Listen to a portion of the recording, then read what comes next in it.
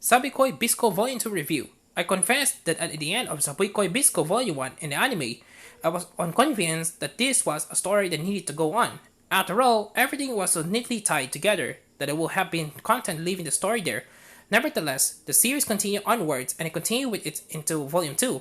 To find out what's next for Bisco and Milo, at the end of Volume 1, Bisco becomes immortal, which is not keen on staying, despite the obvious benefits of never having to worry about dying in the fight.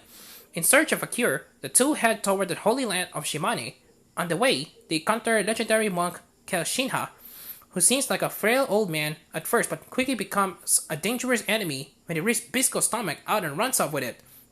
Although Bisco is immortal, his immortality resided in his stomach, and without it, he destined to be ravaged by rust-eater spores and die in less than a week. The two chase Shina to Shimane, where he sets about causing chaos and trying to take over, something our duo later learned he tried to do in the past as well. Bisco and Milo are alone in Shimane for long.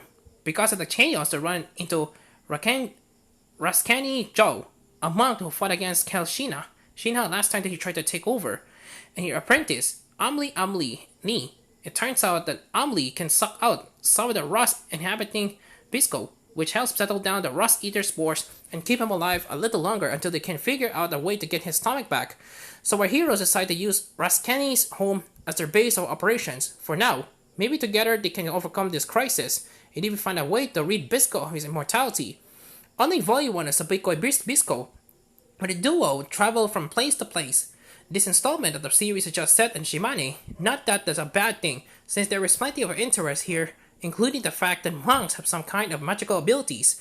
There are also several different factions within Shimane, each with their own beliefs in ancient scriptures, which Shinha seeks to steal and power himself up with.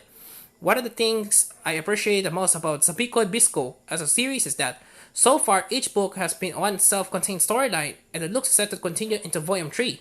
I spoke earlier about how I didn't feel like the series needed to continue in many ways. I still feel that way, but it's hard to deny that there isn't a part of me that wants to watch over Bisco and Milo just a little longer.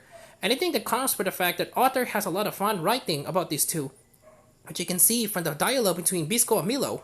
Due to the urgency of Bisco's situation in this volume, the story moves at quite a fast pace, but that doesn't prevent author Shinji Kokobo from fitting in plenty of the entertaining bickering Bisco and Milo's relationship is built on.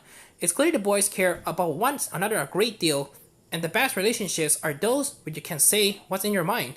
As they always do, perhaps my favorite thing about this series is how the two protagonists interact with one another, even during busy action scenes. Sabikui Bisco Volume 2 comes to the West thanks to Yen Press and continues to be translated by Jake Humpley. The Jose reads well, and Humphrey certainly deserves credit for managing to keep Bisco and Milo's dialogue snappy and retaining their very bold and different personality. Volume 3 of the series is scheduled for an English release later in the month. Overall, if you enjoy Volume 1 or the anime of Sabikui Bisco, then you will certainly have a great time reading Volume 2 as Bisco and Milo get themselves into an equally dangerous situations. These characters are so much fun to read about that I'm sure I find myself coming back for Volume 3, as well other readers without a doubt. 9 out of 10.